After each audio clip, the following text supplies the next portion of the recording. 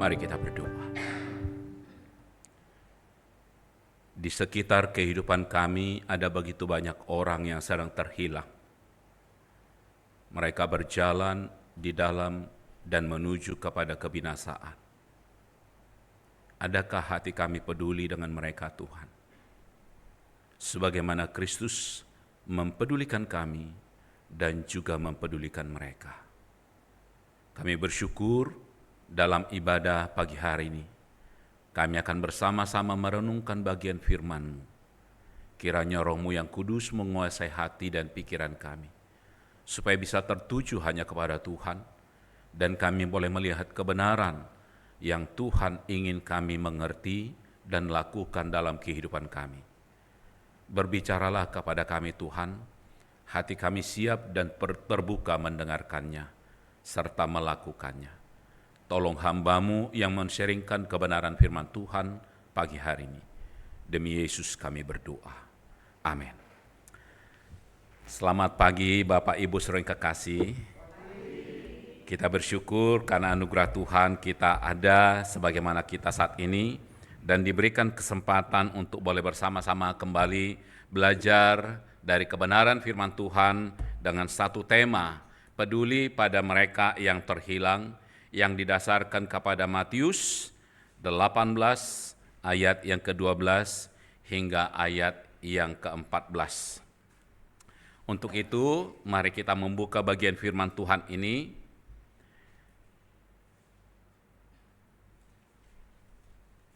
Matius 18 ayat 12 sampai 14 dengan judul perikop perumpamaan tentang domba yang hilang. Kita membaca bergantian, saya ayat 11 saya 12 saudara ayat yang ke-13 dan ayat yang ke-14 kita bersama-sama ya. Demikian firman Tuhan, bagaimana pendapatmu jika seorang mempunyai 100 ekor domba dan seekor di antaranya sesat, tidakkah ia akan meninggalkan yang 99 ekor di pegunungan dan pergi mencari yang sesat itu?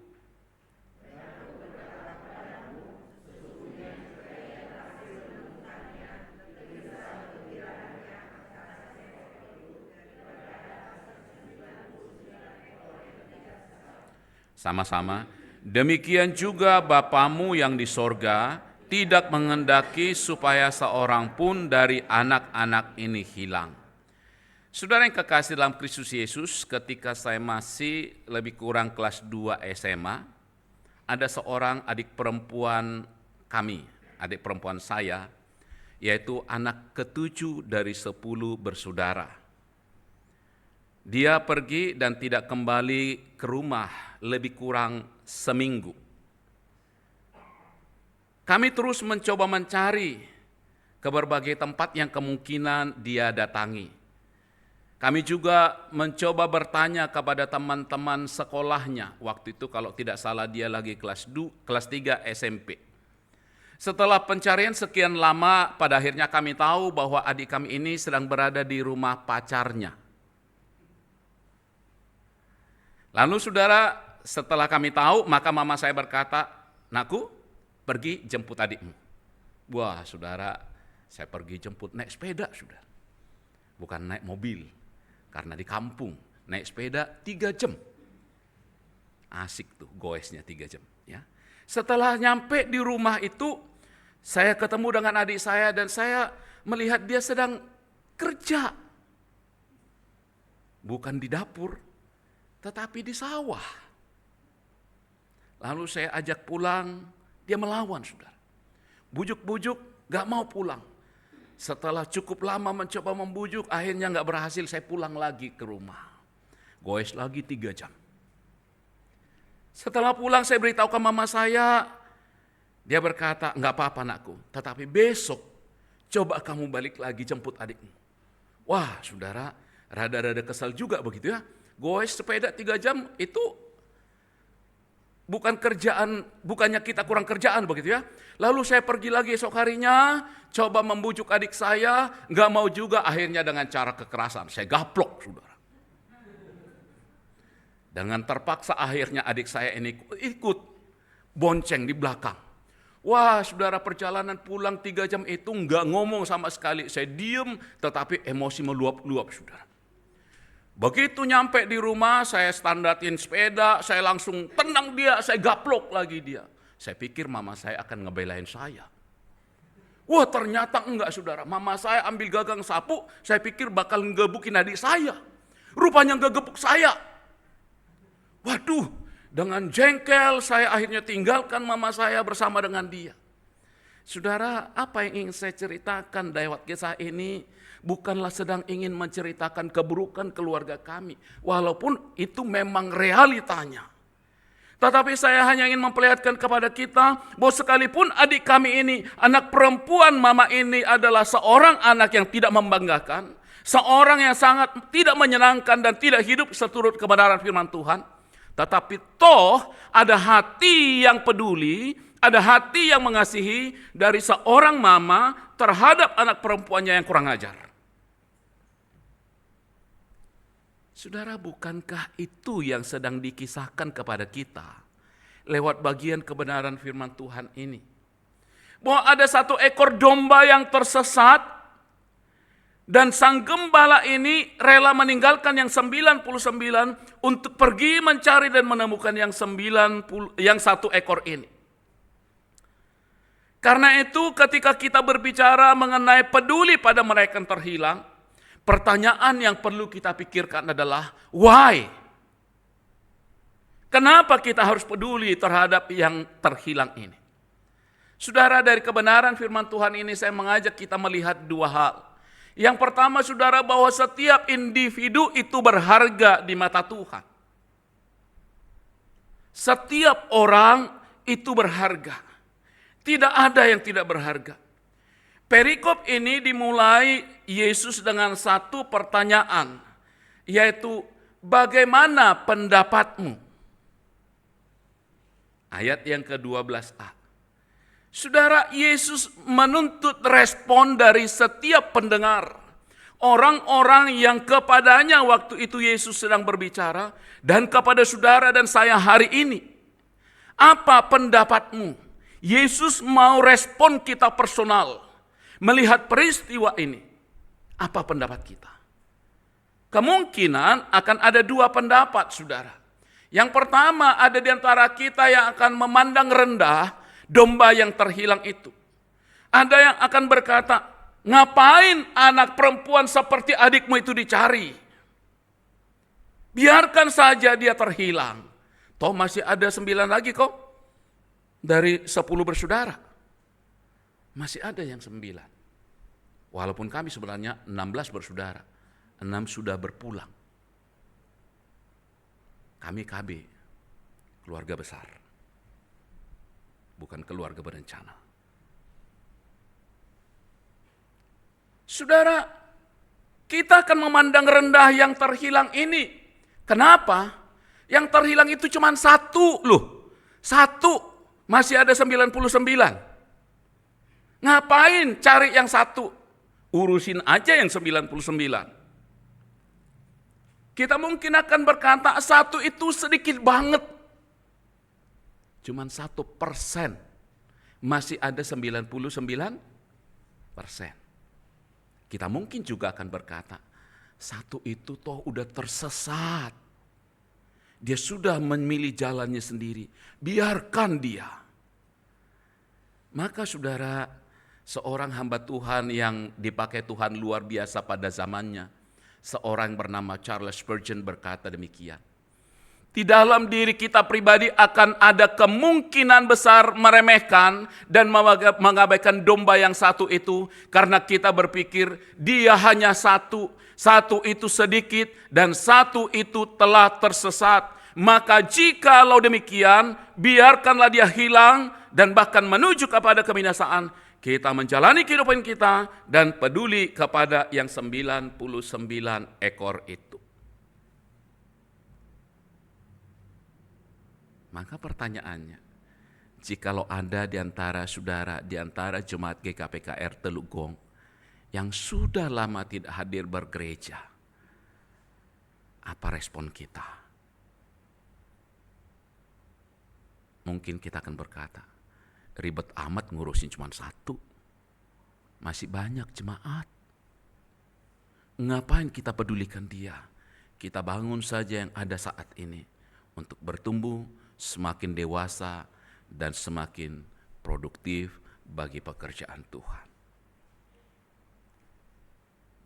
Yang kedua, saudara, bagaimana pendapatmu?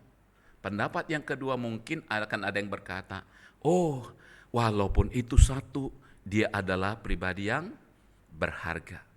Di dalam ayat yang ke-12b, Yesus berkata demikian, tidakkah ia akan meninggalkan yang 99 ekor di pegunungan dan pergi mencari yang sesat itu?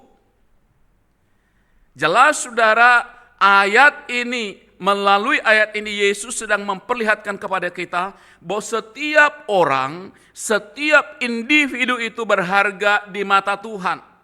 Karena setiap individu itu berharga, maka ia mempedulikannya. Karena setiap individu itu berharga, maka Yesus rela meninggalkan yang 99 ekor itu. Karena setiap individu itu berharga, maka ia rela pergi mencarinya, meluangkan waktu, menjelajah bertempat-tempat yang kemungkinan domba itu tersesat. Dan karena yang satu ekor itu berharga, dan karena setiap individu itu berharga, maka Yesus mau kepedulian yang sama ada di hati saudara dan saya.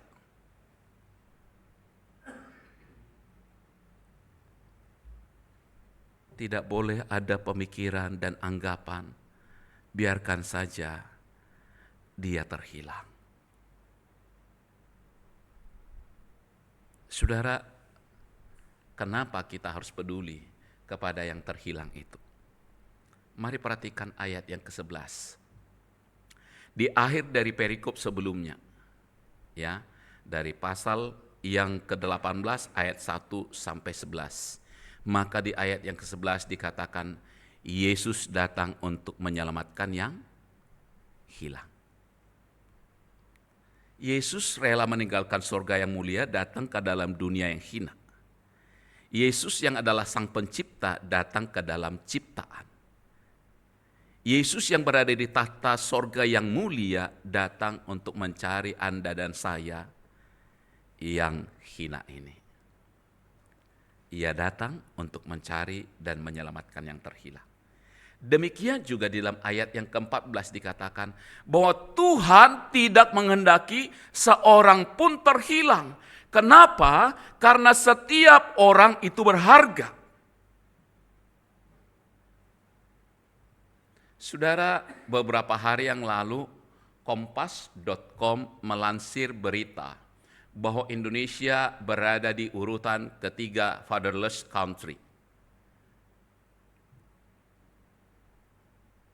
Urutan ketiga dari seluruh negara di dunia ini.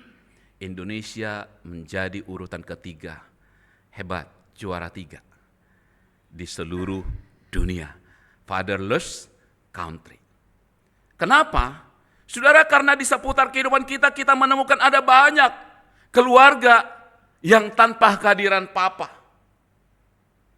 Saudara, kami hidup di lingkungan yang dalam tanda kutip memprihatinkan. Saya tidak menjelekkan lingkungan di mana kami tinggal. Seringkali saya berkata kepada rekan-rekan pelayan, lihatlah jemaat yang kita layani. 70% mungkin dari mereka jangankan punya masa depan yang jelas, masa lalunya pun tidak jelas. Kenapa? Karena di rumah mereka bisa ada papa, tetapi tidak tahu siapa mamanya. Ada mamanya, tetapi tidak jelas siapa papanya. Ada kakek atau nenek, tetapi tidak tahu siapa orang tuanya. Maka sering saya berkata, jangankan masa depan mereka, masa lalunya pun tidak jelas. Dan inilah yang Tuhan percayakan kepada kita.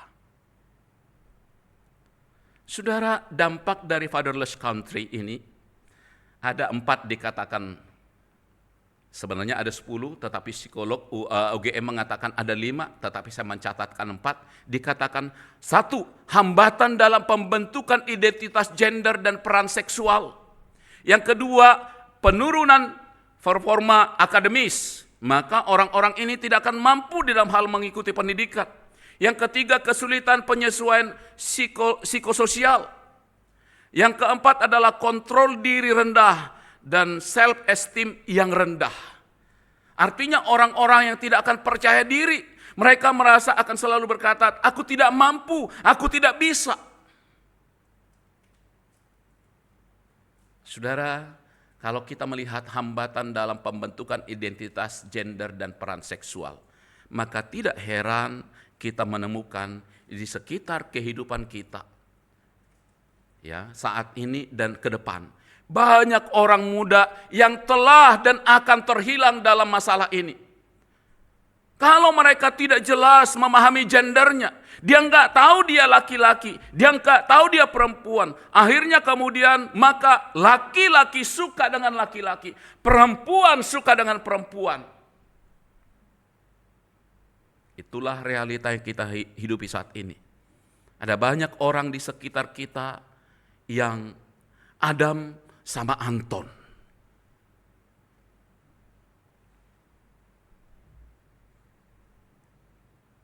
Ada yang Wati dengan Isabella. Saudara, nggak jelas. Dan inilah masyarakat yang ada di sekitar kita. Orang-orang seperti inilah yang ada di lingkungan kita. Orang-orang seperti inilah yang diperhadapkan Tuhan kepada kita. Maka pertanyaannya saudara, apakah kita akan berkata, biarkan saja dia terhilang? Saudara, kami punya anak yang pertama itu putri. Saat ini ngambil psikologi di Brawijaya Malang, baru semester 2. Tapi sejak dia SMA, saudara, dia seorang yang sangat gigih membela hak asasi manusia. Pokoknya kalau kita sedang membicarakan sesuatu yang dalam tanda kutip berkaitan dengan hak asasi, wah, dia akan nguping, dan ketika menurut dia nggak pas, dia akan protes. Dari SMP sampai lulus SMA, dia ngambil ekskulnya itu debat bahasa Inggris, walaupun nggak pernah les bahasa Inggris. Entah dari mana dia belajar bahasa Inggris. Maka ketika menurut dia nggak pas, dia akan nimbrung dan akan debat kita, saudara. Sekali waktu saya sama istri berbicara mengenai LGBT. Wah, dia langsung berkata, Papa nggak boleh seperti itu. Oh, kenapa nak? Seperti ini dan seperti itu. Dia berargumentasi demikian rupa. Tetapi pada akhirnya saya berkata, anakku, kamu masih terlalu muda untuk bisa menimbang. Tetapi tidak apa, kami menghargai pendapatmu. Namun satu hal yang ingin Papa sampaikan, dosa is dosa. Dia sedang hidup dalam dosa. Dia perlu dituntun kepada kebenaran. Kita tidak memusuhi dia. Kita tidak membenci dia. Kita mengasihi dia. Kita membenci dosanya. Dan itu harus jelas. Clear, Alkitab mengatakan. Lalu dia masuk ke kamarnya dengan hati yang gondok, saudara. Gak apa-apa. Itu proses yang harus dia jalani. Tetapi saudara, yang saya ingin maksudkan adalah, mari melihat kepada kehidupan kita. Jikalau kita bisa berkata, biarkan mereka, abaikan saja mereka, biarkan mereka menjalani kehidupannya, bahkan menuju kepada kebinasaan, terserah mereka. Saudara, mari kita melihat kepada kehidupan kita. Siapakah diri kita masing-masing sebelum kita ditemukan oleh Tuhan? Masing-masing kita bisa mengingat dan menceritakan siapa diri kita sebelum ditemukan oleh Tuhan.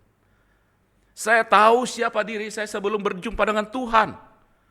Saya seorang penyembah setan. Saya seorang yang suka membangkang kepada orang tua. Saya seorang yang suka melakukan berbagai kejahatan. Banyak pikiran dan perbuatan kotor dalam kehidupan saya. Tetapi ketika saya ditemukan oleh Tuhan, bukan saya yang menemukan Tuhan, tetapi Tuhan menemukan saya dalam kondisi berdosa. Ternyata Ia peduli dengan saya. Ia membawa saya kepada kebenaran. Dan ketika saya menemukan kebenaran itu, disitulah hidup saya menjadi berarti. Dan kemudian dengan pengertian itulah saya menyerahkan diri, saya menjadi hamba Tuhan. Saudara, tidak ada di antara kita yang hidup benar sebelum kita ditemukan oleh Tuhan. Masing-masing kita sedang hidup di dalam dosa, menikmati dosa, memuaskan keinginan daging kita, memuaskan hawa nafsu kita. Tetapi Roma 5 ayat yang ke-8 berkata, akan tetapi Allah menunjukkan kasih-Nya kepada kita oleh karena Kristus telah mati untuk kita ketika kita berdosa, bukan ketika kita benar di hadapan Allah. Saudara, Yesus mau kita juga memandang bahwa setiap individu itu berharga di mata Tuhan. Yang kedua, kenapa kita harus peduli? Karena ternyata saudara, kepedulian itu membawa sukacita, memberikan kenikmatan dan damai sejahtera dalam kehidupan kita. Di dalam ayat yang ke-13 firman Tuhan berkata, dan aku berkata kepadamu, sesungguhnya jika ia berhasil menemukannya, lebih besar kegembiraannya atas yang seekor itu pada atas yang ke-99 ekor yang tidak tersesat.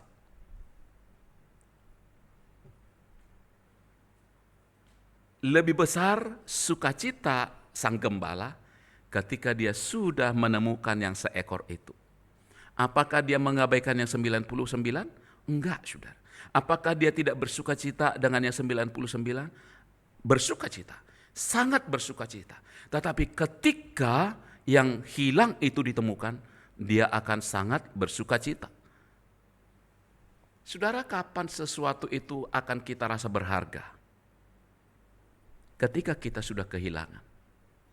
Kapan seorang suami merasa istrinya berharga baginya? Ketika sudah dipeti mati. Ketika suaminya dipeti mati, istri baru merasa suaminya sangat berharga. Ketika masih hidup, bukankah seringkali kita tidak menganggap mereka berharga? Bukankah seringkali kita suka membanding-bandingkan? Bukankah seringkali kita berkata, si A lebih baik daripada kamu? Bukankah seringkali kita mengalami konflik? Kapan sesuatu itu berharga? Ketika kita sudah kehilangan mereka. Kapan barang, katakanlah tab ini berharga bagi saya? Ketika saya sudah kehilangannya. Ketika ini masih ada di tangan saya melihat punya orang lebih bagus. Tabnya dia lebih baru. Tabnya dia lebih wah. Ketika tab ini hilang, maka saya akan berjuang mencarinya. Dan ketika itu ditemukan, saya bersukacita. Menarik untuk memperhatikan saudara, bagaimana domba yang seekor itu bisa tersesat. Saudara, ada kemungkinan domba ini tersesat karena disesatkan pengajar palsu, saudara. Ya, atau gembala palsu, gembala upahan. Kita sudah belajar kemarin ketika saat baptisan, domba atau pemimpin yang lain itu hanya datang untuk mencuri dan merampok, mengambil keuntungan bagi mereka. Gembala palsu juga demikian, saudara. Dia tidak peduli domba itu tersesat atau tidak. Bahkan mungkin dengan sengaja disesatkan untuk mendapatkan keuntungan bagi diri mereka. Sekali waktu seorang rekan saya di dalam satu pelayanan berkata, Pak Midian, saya bersyukur hari ini saya mengenal Tuhan dengan benar dan bertumbuh di gereja yang benar. Dulu ketika saya berada di gereja A, kami dikibulin. Suami saya baru belikan saya berlian. Tetapi ketika seorang hamba Tuhan dari mimbar berkata, berikan semuanya bagi Tuhan. Seolah-olah pikiran kami begitu terhipnotis. Maka dengan rela saya memberikan berlian yang baru dibelikan suami saya. Alhasil ketika pulang gereja, ribut sama suami.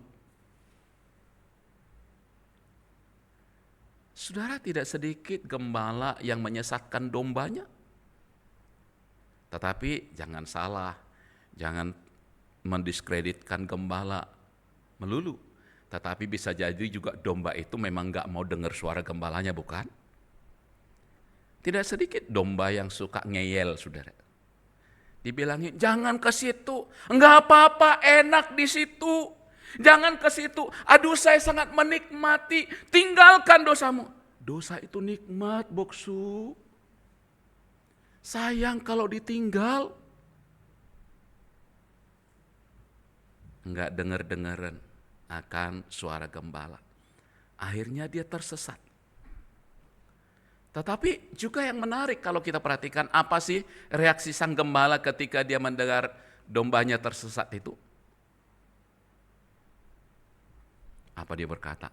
Rasain lu. Nyemplung lu kan? Bagus. Biar lu belajar. Enggak juga, saudara. Ia tidak marah sama domba itu. Dia enggak berkata, lu ya dasar domba. Kalau tau begini gue pites pala lu dari sejak ketangkap. Enggak, sudah. Juga enggak dia merutuk karena dia harus pergi mencari, menyisir rerumputan untuk menemukan domba yang tersesat itu. Tetapi dikatakan bahwa sang gembala itu pergi meninggalkan yang 99 untuk mencari yang satu. Dia mencari, dia proaktif, dia menyengaja untuk mencari domba itu. Saudara, domba adalah binatang yang bodoh. Domba adalah binatang yang penglihatannya tidak jauh. Karena itu seekor domba tidak akan mungkin menemukan jalannya kalau dia tidak dicari. Domba itu adalah binatang yang sangat rentan dengan bahaya. Karena itu sang gembala yang harus proaktif.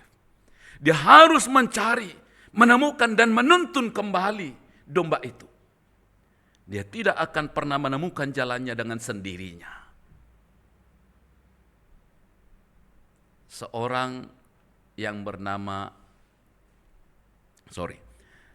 Jadi ketika sang gembala itu menemukan domba itu, dikatakan ada sukacita yang meluap-luap di dalam dirinya.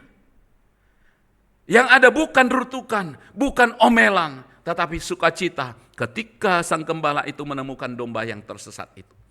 Maka seorang yang bernama William Barclay berkata demikian, ini adalah bentuk kasih yang bersifat individual. Ini adalah kasih yang bersifat sabar. Ini adalah kasih yang proaktif mencari. Ini adalah kasih yang membawa sukacita dan kasih yang melindungi. Saudara, kasih seperti ini Allah rindu juga ada dalam hati setiap kita. Jikalau sang gembala itu meluap-luap sukacitanya ketika menemukan domba yang terhilang itu, maka perasaan apa yang ada di hati kita ketika yang tersesat itu dicari dan dibawa kembali pulang? Tidak sedikit mungkin dari kita akan berkata, ih, dia datang lagi. Nanti jadi biar kerok lagi deh. Ya, ngapain sih dicari-cari terus beginian? Biarin aja.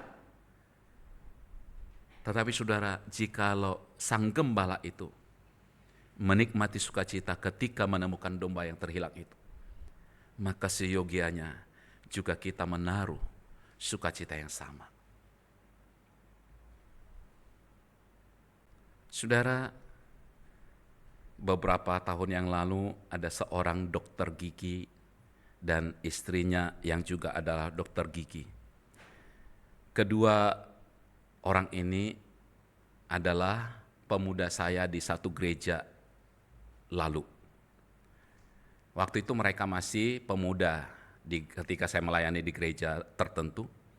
Lalu setelah itu mereka mengambil kedokteran gigi, bahkan sudah mengambil program S2 dua-duanya. Mereka membuka klinik di salah satu daerah di Jakarta sini. Saudara, ketika mereka datang ke GKPKR cabang Angke, mereka hendak membuka klinik umum, klinik gigi. Tetapi karena tempat kita tidak memungkinkan untuk disediakan klinik, maka akhirnya mereka tidak jadi. Tetapi mereka berkata begini, Bang Midian. Rasanya dari sejak kenal Bang Midian, model pelayanan Bang Midian seperti ini. Maksudmu apa? Kayaknya waktu masih di gereja lama juga Bang Midian sering pergi ke seberang rel kereta untuk mencari orang-orang di lingkungan seperti itu. Dan sekarang pun ternyata Bang Midian melayani di tempat yang tidak terlalu jauh beda. Saya bilang, entah kenapa, tetapi Tuhan menaruh hati seperti di hati kami, di hati saya. Ketika saya mau lulus STT, saya menuliskan sebuah skripsi dengan judul Kepedulian Sosial Terhadap Wanita Pekerja Seks Komersil. Wow. Ketika saya mau mengadakan survei lapangan, saya nggak berani ke Kalijodo, saudara. Kenapa? Saya khawatir begitu keluar dari Kalijodo, ada jemaat atau majelis yang ketemu. Ya, Midian keluar dari Kalijodo. Cilaka, saudara. Saya bukannya dipuji, nggak lulus. Akhirnya saya kemudian pergi ke Yogyakarta, melakukan penelitian lapangan di sana. Kalau saudara cari Sarkem, Pasar Kembang, Yogyakarta. Di situ adalah tempat mereka mengadakan transaksi. Ketika saya masuk ke daerah itu, saudara, malam hari mau survei, saya hanya lewat. Ada yang panggil, "Bang, sini bang." Waduh, begitu dengar suaranya, saya lari, ngibrit, saudara. Ternyata dikejar-kejar, saudara, dengan gaya, waduh, cilaka. Saya ditangkap, diraba-raba, pegang sana. Aduh Tuhan, cilaka, gue bilang. Saya kebetulan menginap di rumah seorang ibu pendeta. Begitu saya pulang ke tempat ibu pendeta ini, saya berkata, "Ibu, besok ke pasar kah?" "Iya Midian." "Kenapa?" "Besok tolong belikan saya kembang 7 rupa." "Ih, buat apa Midian?" "Mau pentahiran Bu." Mau pentahiran, rasanya badan saya risih banget. Enggak, itu hanya guyon saya, saudara ya. Bukan berarti pentahiran mesti pakai kembang 7 rupa, enggak. Ya. Tetapi saudara, besok malamnya kembali saya datang ke tempat itu. Mencoba berbicara dengan beberapa dari antara mereka. Tetapi dengan transaksi dulu, saudara. Deal dulu nih, harganya berapa? Harganya berapa? "Oke, sekian." Lalu saya diajak ke tempatnya, ketika dia berkata, "Mari bang." Sorry. Maksud saya bukan itu. Ada anak kecil di sini enggak ya? Oke. Maksud saya bukan itu. Saya hanya mau mendapat informasi dari Anda. Kalau Anda bersedia memberikan informasi, saya bayar sesuai dengan perjanjian kita tadi. Tetapi kalau Anda tidak bersedia, tidak apa-apa, saya akan pulang. Lalu saudara, ketika mereka mengatakan oke, bersedia memberikan informasi, maka saya akan membayar sejumlah transaksi tadi. Saudara, di sekitar kehidupan kita ada banyak orang seperti ini. Apakah kita peduli? Saya enggak mengatakan bahwa saudara, Lause Yunus nanti akan menyuruh setiap jemaat, "Mari pergi ke berbagai tempat." Kalijodo ditutup, masih banyak tempat-tempat yang lain. Ayo kita survei ke sana. Jangan. Ya, saya enggak menyarankan saudara untuk pergi langsung ke sana. Kalau saudara enggak memang diperlengkapi secara khusus untuk hal-hal seperti itu. Tetapi intinya adalah, jikalau Yesus peduli kepada mereka yang terhilang, mari kita juga belajar peduli kepada orang-orang di sekitar kita. Yang Tuhan rindu mereka juga untuk dibawa kepada Kristus. Tuhan menolong kita. Mari kita berdoa. Kami bersyukur kepadamu Tuhan, karena pagi hari ini kami boleh bersama-sama belajar kebenaran firman Tuhan. Peduli pada mereka yang terhilang. Dan ada banyak orang di sekitar kehidupan kami sedang terhilang. Maka biarlah kasih dan kepedulian Kristus kepada mereka yang terhilang itu juga ada di hati kami masing-masing. Tuhan tolong kami, baik mereka yang terhilang dari kawanan domba Allah, mungkin sedang tersesat di dalam kehidupan yang duniawi. Tetapi biarlah juga hati kami peduli bahkan kepada mereka yang belum masuk kepada kawanan domba Allah. Kami peduli untuk membawa mereka masuk ke dalam perkumpulan domba-domba-Mu. Berkati kami Tuhan. Mampukan kami menghidupi kebenaran firman Tuhan. Demi Yesus kami berdoa. Amin.